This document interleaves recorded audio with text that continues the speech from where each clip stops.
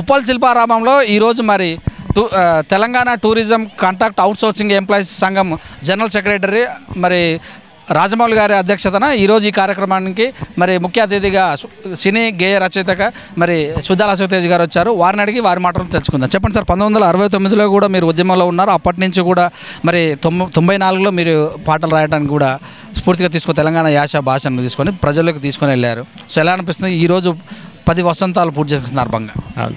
చాలా సంతోషంగా ఉంది. 1969 ఉద్యమంలో మేము చాలా చిన్నపిల్లలమే అప్పుడు. ఆ తర్వాత 1994, 96, 99, 2000 ఇట్లప్పుడు మేము తెలంగాణ రాష్ట్రం కావాలని మేము పాటలు కూడా రాసినాము. ఇది తెలంగాణ కోటి రతనాల వీణ ఇలాంటి పాటలు అనేకం పాటలు రాసిన తర్వాత ప్రజల్లోకి వెళ్ళిన తర్వాత టీఆర్ఎస్ అనే పార్టీ దాన్ని ఆరంభం చేశారు. ఆ తర్వాత అనేక మంది త్యాగాల వల్ల అనేకమైన కార్యక్రమాలు ఉద్యమాల వల్ల తప్పని పరిస్థితుల్లో ఢిల్లీ ప్రభుత్వం ఆ రోజుల్లో తెలంగాణ రాష్ట్రాన్ని ప్రకటించడం జరిగింది. రాష్ట్రం వచ్చి కూడా 10 సంవత్సరాలు అవుతుంది. ఏమైనా 10 సంవత్సరాలుగా మనం రాష్ట్రం మనది అనే ఆనందంలో మనం ఉన్నాం. ఆ సందర్భంగా ఇప్పుడు 10 సంవత్సరాల ఉత్సవాలను చేస్తున్నారు. ఈ కార్యక్రమంలో నేను పాల్గొనడం అనేది నాకు చాలా సంతోషంగా ఉన్న విషయం. మొత్తం మీద చూస్తే తెలంగాణ వచ్చి 10 సంవత్సరాలైంది. ఉమ్మడి రాజధాని కూడా ఈ రోజుతో పూర్తవుతున్న సందర్భంలో చూసినట్టయితే తెలంగాణ రూపురేఖలు మారినాయి అనిపిస్తారు. మీరు రాసినటువంటి విధానంలో మీరు తెలంగాణలో సమూలంగా ఎక్కడెక్కడ ఏం జరిగింది అని పల్లె కన్నీరు పెడుతున్నటువంటి పాటల నుంచి కూడా ఉన్నాయి కనుక ఎలా అనిపిస్తుంది? అంటే ఏదేమైనా మొదటి 10 సంవత్సరాల కింద ఉన్న అనేక పరిస్థితులలో అనేకమైన మార్పులు వచ్చాయి. అయితే ఏదైనా సంపూర్తిగా జరిగిందా అనే విషయంలో కూడా అనేక సందేహాలు. నేను ఇంకా కోరుకునేది ఏంటంటే తెలంగాణ రాష్ట్రంలో ఉన్న నిరుద్యోగులందరికీ ఉద్యోగాలు రావాలి. ఇంకా ఈ శిల్పారామంలో కానీ లేదా పర్యాటక సంస్థల్లో టూరిజంలో కానీ ఇంకా ఈ అవుట్సోర్సింగ్ అనే ఈ బాధ ఏంటి, ఈ దరిద్రం ఎందుకు? వీళ్ళందరినీ పర్మనెంట్ చేస్తే పోయేది ఏమింది? అత్యంత ధనవంతమైన రాష్ట్రం అంటారు, అత్యంత అద్భుతమైనటువంటి నగరం అంటారు, విశ్వనగరం అంటారు. ఈ అవుట్సోర్సింగ్ ఉద్యోగస్తులకి అనేక మంది నిరుద్యోగులకి ఉద్యోగం కల్పించాలనే కోరిక అది అలాగే ఉండిపోయింది. కాబట్టి నేను ముఖ్యంగా సరే నీళ్ళు వచ్చినాయా నిధులు వచ్చినాయా అన్న సంగతి కానీ నిరుద్యోగులకు ఉద్యోగం వచ్చిందా, ఆ యువకుల తండ్రుల ముఖంలో నా కొడుకు ఉద్యోగం వచ్చిందనే ఆనందం వచ్చిందా అని అనుకున్నప్పుడు ఒక చిన్న నిరాశ ఉంది. బహుశా ఇంకా ఒక 4-5 ఏళ్లలో కానీ ఈ హయాంలో కానీ నిరుద్యోగులందరికీ ఉద్యోగాలు వస్తే ఆ రోజు నిండుగా ఆనందపడే రోజు రావాలని నేను కోరుకుంటున్నాను. ఉన్న ప్రభుత్వము ఆ ఫుల్ఫిల్ చేసే అవకాశాలు ఉందంటారా? మనము ఆశించడం మనకు తప్పు కాదు. వాళ్ళు ప్రభుత్వం వచ్చి 5 నెలలే అవుతుంది, 5-6 నెలలే అవుతుంది కదా. మనం ఎప్పుడు కూడా హోప్ ఈజ్ ద బెస్ట్. మనం ఎప్పుడు ఆశావాదులం. కాబట్టి పోయినసారి జరగలేదు, ఈసారి జరుగుతుందేమో అనే ఆశతోనే బతుకుతాం కదా. అలాగే తప్పకుండా నా నిరుద్యోగ సహోదరులందరికీ సహోదరీమణులందరికీ ఉద్యోగాలు వస్తాయనే ఆశతోనే నేను ఉన్నాను. పాటకు 10 సంవత్సరాల నుంచి తెలంగాణకు ఒక గేయం అంటూ లేదు, ఈరోజు అది ఫుల్ఫిల్ అయిపోయింది. మరి దీన్ని ఎలా చూడాలి? కానీ కొంతమంది మాత్రం వచ్చేసి కిరవాణి లాంటి వాళ్ళకి సంగీతం ఇవ్వటం, తెలంగాణలో లేరా ఇలాంటి వాళ్ళని కూడా మాట్లాడిన, దీన్ని ఎలా చూడాలి? దాని గురించి నేను మాట్లాడలేను. నాకు అందశ్రీ రాసిన పాట రాష్ట్ర గీతంగా గవర్నమెంట్ ఆమోదించి దాన్ని ప్రకటించిందనే సంతోషం నాకుంది. ఇంకా మిగతా విషయాలకు నో కామెంట్.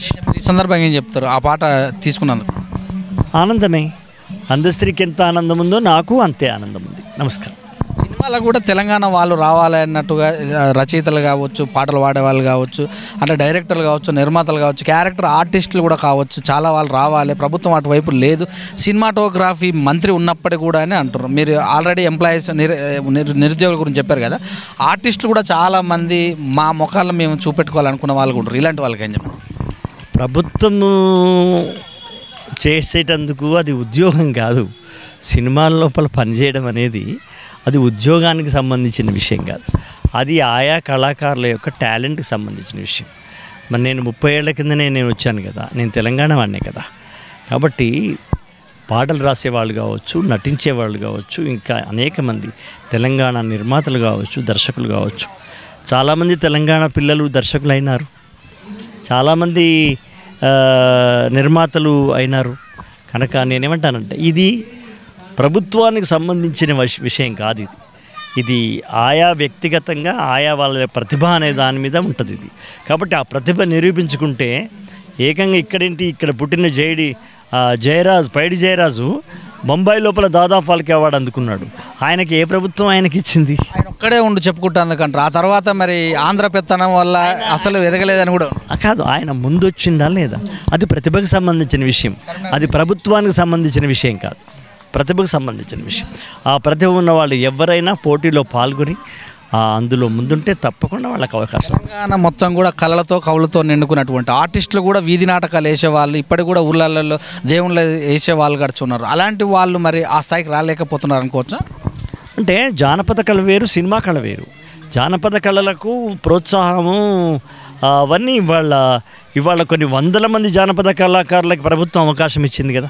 వాళ్ళందరూ ఎక్కడో ఉన్నవాళ్ళే కదా. వాళ్ళందరూ ఇవాళ ట్యాంక్ బండ్ వేదిక మీద పాడుతున్నారు అంటే, పైరడ్ గ్రౌండ్లో పాడుతున్నారు అంటే అది ప్రభుత్వం ఇచ్చిన అవకాశం. జానపద కళాకారులకు ఇచ్చే అవకాశం అది ప్రభుత్వం ఇస్తుంది, కల్పిస్తుంది. 10 ఏళ్లుగా అనేక మంది జానపద కళాకారులు రవీంద్ర భారతిలో పర్ఫార్మెన్స్ చేశారు. అది అంతఃపూర్వం లేదుగా. కాబట్టి ప్రతిదాన్ని నెగిటివ్గా కాకుండా పాజిటివ్ కూడా చూడడం అలవాటు చేసుకోవాలి. Thank you.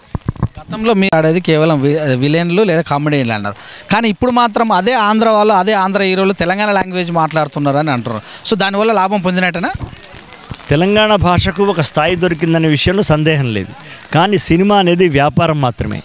వ్యాపారం లోపల ఏది వాడుకుంటే లాభం వస్తుంది అన్నదే చూస్తాడు తప్ప ఎవరి మీద ప్రేమ కోసమో లేకపోతే ఇంకేదో దానికి మెహర్బానీ కోసమో తీసుకోరు. అక్కడ తెలంగాణ యాస వల్ల, భాష వల్ల మాకు లాభం వస్తుందన్నప్పుడే నిర్మాతలు చేస్తారు, లేకపోతే చెయ్యరు.